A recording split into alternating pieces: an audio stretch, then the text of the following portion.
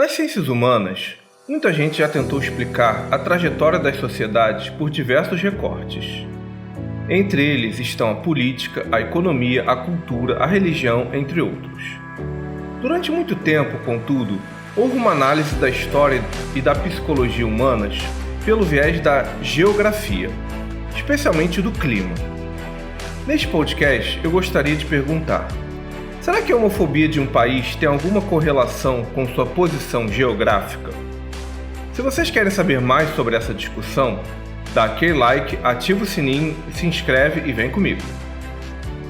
Vocês certamente já ouviram por aí a ideia de que os povos da Europa são mais distantes por causa do frio, ou que o brasileiro é um povo amável e acolhedor devido ao clima quente e tropical. Também, alguns dizem que o frio levou os povos do norte a desenvolverem mais tecnologia, ao passo que o calor fez as pessoas serem mais lentas no raciocínio e no trabalho, e por isso os países do sul global se desenvolveram menos. Essas teses foram moda durante algum tempo nas ciências humanas, mas foram desacreditadas por uma série de fatores. Primeiro, que há pessoas frias e amáveis em todos os tipos de clima. Segundo que, durante muito tempo, a hoje rica e fria Finlândia já foi o país mais pobre da Europa. E o hoje pobre e quente Haiti, devido ao seu clima tropical que tudo plantava, era tão rico que era chamado de Pérola das Antilhas.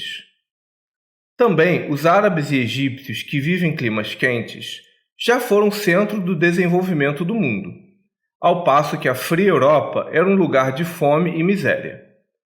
Em outras palavras, certas coisas mudam com o tempo de acordo com a natureza da riqueza e de uma série de trajetórias históricas. Igualmente, o Japão tem poucos recursos naturais e é rico, ao passo que vários países da África têm muitos recursos e são pobres. Então, assim, por essas e outras razões, a teoria do determinismo geográfico foi bastante criticada e caiu na descrença. Clima e geografia sozinhos não explicam tudo. Para cada suposto caso de sucesso, existem tantas exceções que fica difícil sustentar isso como uma lei geral para o desenvolvimento humano. No entanto, recentemente, o professor de Relações Internacionais René Cuquier, conhecido na internet como Professor Roque, trouxe essa hipótese de volta em um dos seus programas no YouTube. Ele afirmou uma coisa que me chamou muita atenção e que se refere aos LGBTs. Ele disse que países sem saída para o mar tendem a ser muito mais conservadores. Isso porque a presença dos portos e de diferentes pessoas circulando torna os indivíduos mais tolerantes ao diferente. Quando isso não existe, os habitantes locais tendem a desconfiar mais do outro. Ao ouvir isso, eu lembrei da homofobia. O Paraguai, países da África Central ou da Ásia Central, ou seja, aqueles que não têm portos, tendem realmente a ser mais conservadores e menos abertos aos LGBTs comparativamente aos países do seu entorno. E aí vocês vão me perguntar: então isso explica a homofobia? Então, não dá para explicar nada a partir de um único fator. As coisas se influenciam em várias direções. E em função disso, a saída para o mar unicamente pode não ter relação com o país ser mais ou menos inclusivo aos LGBTs. Afinal, a Arábia Saudita tem saída para o mar e é bem homofóbica. Suíça e Áustria não têm saída para o mar e são tolerantes. Logo, tudo é meio relativo. Então essa tese é furada, certo? Vocês podem me perguntar. Bem, mais ou menos. Apesar disso não ser uma lei absoluta, fato é que parece existir sim um certo padrão. Em países homofóbicos com saída para o mar, as cidades portuárias tendem a ser mais tolerantes sim. E esta correlação se verifica no Brasil, por exemplo. As regiões litorâneas são muito mais inclusivas aos LGBTs do que as do interior do país. Muitos homossexuais fogem de cidades do interior e encontram refúgio em cidades litorâneas, como São Paulo, Rio, Recife, etc. Só que aqui entra um outro fator. Geografia não é apenas localização no planeta Terra ou no clima. É também desenvolvimento econômico, educacional e urbano. O clima ou a presença do mar, por si só, não explicam a tolerância aos LGBTs. No entanto, como cidades portuárias atraem mais produtos, estas, por sua vez, se desenvolvem mais, atraindo indústrias, universidades, imprensa, turistas e uma classe média que gera uma gama de serviços. E quando isso acontece, é sociologicamente comprovado que a localidade tende a ser mais tolerante aos LGBTs, ainda que possa haver várias exceções aqui e ali. Isso por uma razão muito simples. Lugares onde as pessoas são mais expostas ao diferente e a diferentes fontes de informação costumam expandir o pensamento.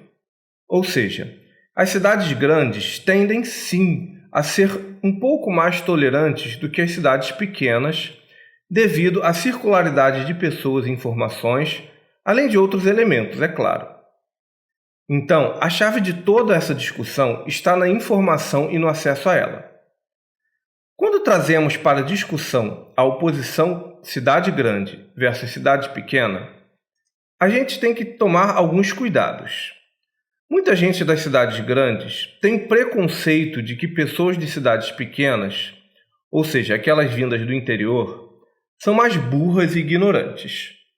É evidente que essa visão é preconceituosa e existem pessoas inteligentíssimas em cidades médias e pequenas e existem pessoas sem muita instrução em cidades grandes. Logo, não dá para generalizar em absoluto. No entanto, há um ponto. É inegável que em algumas cidades a circularidade da informação trazida pela imprensa e por universidades, associada à presença de uma grande diversidade de pessoas, torna essas localidades mais inclusivas.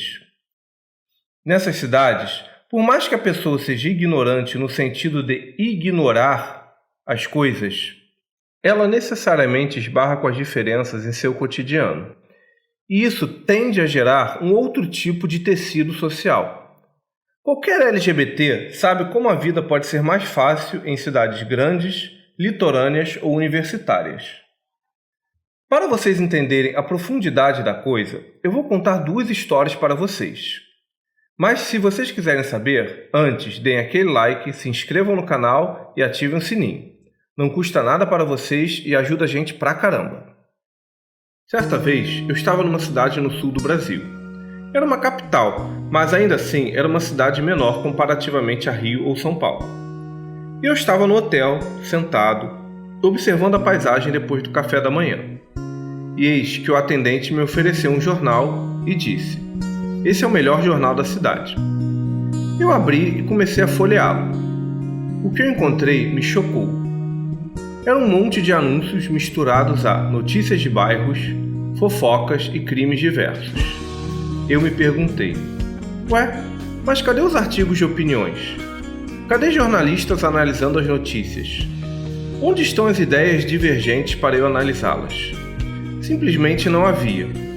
O jornal inteiro, intitulado O Melhor daquela Capital, era um mar de mediocridades, venda de produtos e notícias de tragédias e assassinatos. Aquela situação me deixou bastante reflexivo. Os jornais críticos que me eram habituais e que circulam por cidades como Rio ou São Paulo simplesmente pareciam não chegar em determinadas cidades. Isso significa que certos tipos de debates, informações e ideias também não circulam entre pessoas que habitam esses locais. Isso ocorreu em uma capital do Brasil. Agora vocês imaginem a situação das cidades médias e pequenas. A outra história é a de que uma vez eu conheci um garoto que morava no interior de Rondônia. Ele estava visitando o Rio de Janeiro pela primeira vez e fomos tomar uma cerveja no quiosque. O rapaz me disse que teve uma formação evangélica e durante muito tempo teve conflitos entre sua sexualidade e a religião. Ele disse que Deus não aceitava o fato dele ser gay e tal. E daí eu lhe perguntei: mas se Deus não aceita a sua sexualidade, por que ele te criou de uma forma com a qual ele mesmo não concorda? O guri ficou consternado com a pergunta. Era como se ele nunca tivesse se perguntado o que para mim sempre foi óbvio. Então assim, Nas duas situações, não se trata de concluirmos que as pessoas dos lugares X ou Y são mais burras ou inteligentes.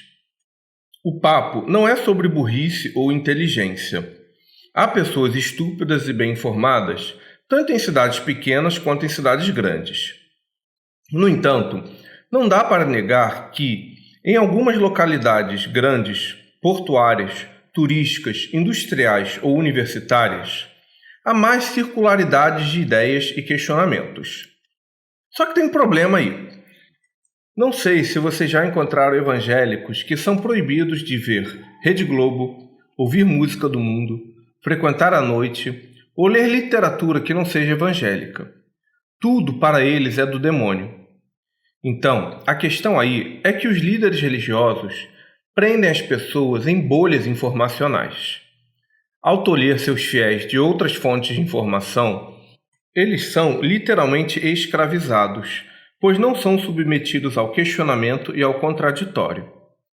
Recentemente, também saiu uma reportagem no UOL dizendo que uma determinada rede de informação de extrema-direita está dominando as cidades médias e pequenas do Brasil, ou seja, as cidades do agro, que tendem a ser mais conservadoras, estão ficando cada vez mais presas a gaiolas de informação. Mesmo nas favelas presentes nas grandes cidades, há muitas pessoas que jamais saem ou vão sair daquela localidade.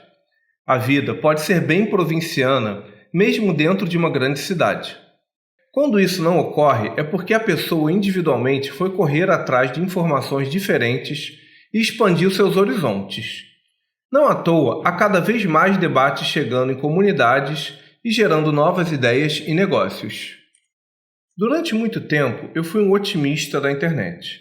Acreditava que ela tinha o poder de expor as pessoas a diferentes fontes de informação, ampliar o debate público e tornar as sociedades mais tolerantes, inclusivas e progressistas. Mas desde que os algoritmos entraram na jogada, estou ficando cada vez mais pessimista. Isso porque essas fórmulas matemáticas, que atualmente ditam o tom das redes sociais, leem nossas preferências e nos alimentam com notícias que nos estimulam negativamente, geram raiva ou excitação e, por conseguinte, levam ao engajamento. Além disso, a estrutura das redes pode ser bastante autoritária. Se você entra em um grupo de ideias contrárias às suas e tenta convencer ou dialogar com as pessoas, você pode ser expulso do grupo. Os moderadores podem até não autorizar suas postagens e questionamentos.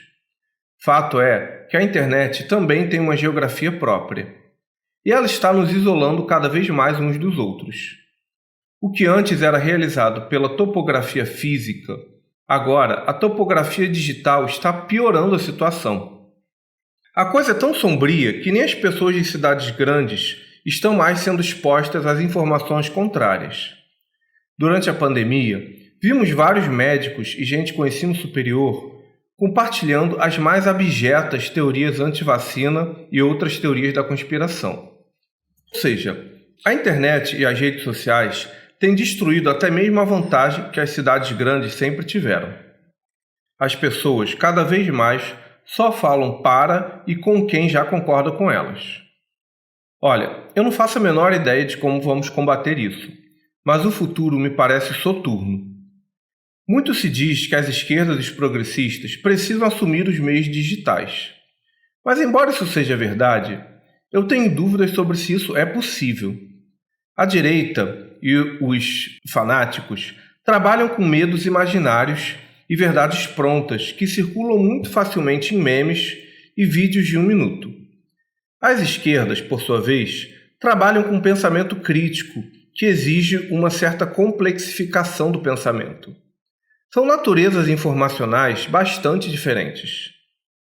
O que eu verdadeiramente acho é que os progressistas e os LGBTs precisam assumir mais um corpo a corpo, conversar mais com as pessoas, irradiar mais ideias, principalmente em cidades pequenas e médias.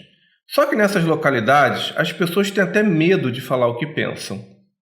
No entanto, creio que será necessário muitas mentes juntas para pensar alguma solução para furar as bolhas informacionais que estão se construindo na mente de massas consideráveis da população. Isso pode aumentar consideravelmente a homofobia e outras formas de intolerância no médio e no longo prazos. Mas e vocês, o que pensam sobre essa discussão? Esse foi um programa do canal Agora Gay. Lembro que este podcast é um recorte de um tema complexo. Mesmo que você não concorde com tudo, meu objetivo é iniciar um diálogo para ele ser aprofundado por outros pontos de vista. Deixe nos comentários o que você pensa sobre essa discussão, sugestões e críticas construtivas. Também os convido a ver os vídeos mais antigos do canal e a seguir a gente nas redes sociais cujos links estão na descrição. Lembrando que o Agora Gay é um espaço dedicado à conversa e aos argumentos e não às ofensas. Até a próxima, pessoal. Valeu!